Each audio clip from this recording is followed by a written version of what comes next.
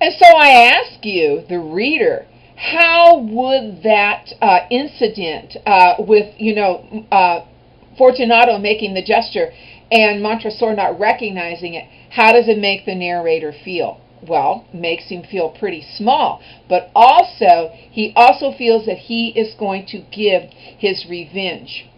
I also think that this has to do with more of a social standing aspect rather than a truly personal aspect, because also in 129 they talk about Montresor's family. And Fortunato says, "These vaults," he said, "are extensive. The Montresors," I replied, "were a great and numerous family. I forget your arms. A huge human foot d'or in a field azure. The foot crushes a serpent rampant whose fangs are embedded in the heel. And the motto? Nemo me impune lascit." Good, he said.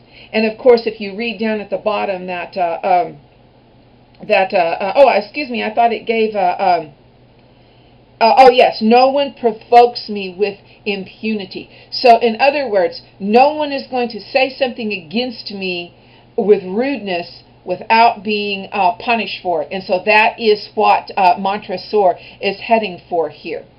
Now, aside from these clues that you get about the insults to Montresor, you also have to ask yourself, are Montresor's actions the actions of a sane person?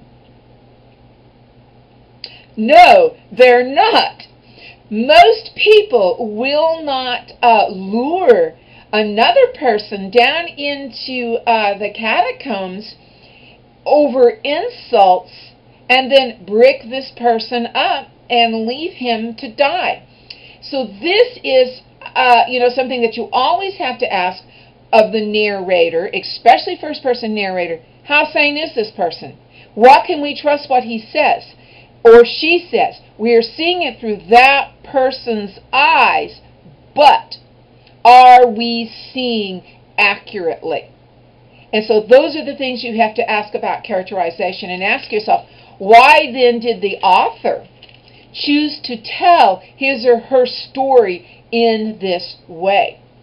I also ask a question, and I'm not going to answer it because maybe I really don't know the answer. Maybe it is from perspective, and maybe because you have another assignment about this. But at the beginning of the story, of course, let me backtrack there for a second. Of course, this story is told in first person, but at the beginning of the story, Montresor says, "You who know so well the nature of my soul will not suppose, however, that I gave utterance to a threat." So he's telling this story to someone, and the question is, who is he telling this story to? Again, I'm not going to answer that because really it is a matter of perspective. But I do want to talk about a couple of other things in this story that also have to do with characterization. I ask you to write about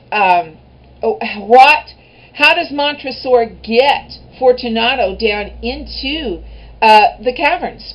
And of course he lures him with the Amontillado, but once he gets him started going, he also appeals to his vanity.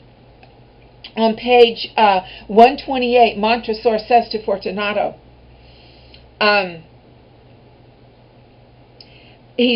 Fortunato's going, ugh, ugh, ugh, he's coughing.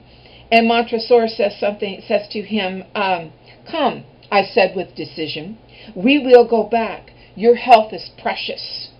You are rich, respected, admired, beloved. You are happy, as once I was. You are a man to be missed. For me, it is no matter. We will go back. You will be ill, and I cannot be responsible. Besides, there is Lucrezi." And then Fortunato answers, "Enough," he said. "The cough is a mere nothing. It will not kill me. I shall not die of a cough."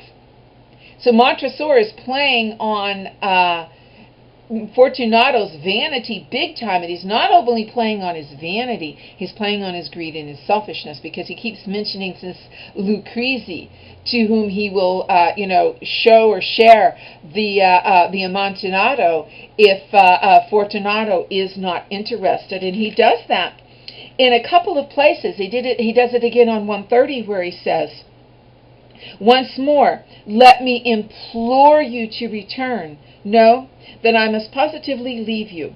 But I will first render you all the little attentions in my power."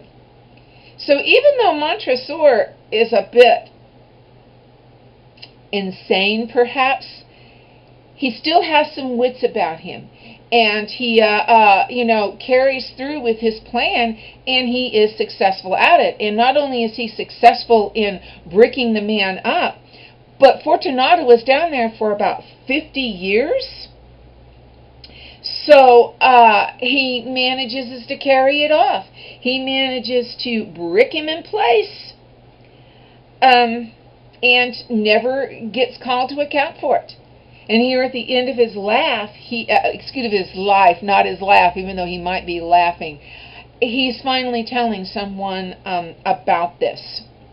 So this is a rather popular story, and you may have read it before, but it is a good one to examine from the point of view in the narration, because we get to see into this man's mind, not by hearing what other people has to say about him, but what he says about himself, that leads us to understand what kind of character he is. I hope you enjoyed this story, because I did.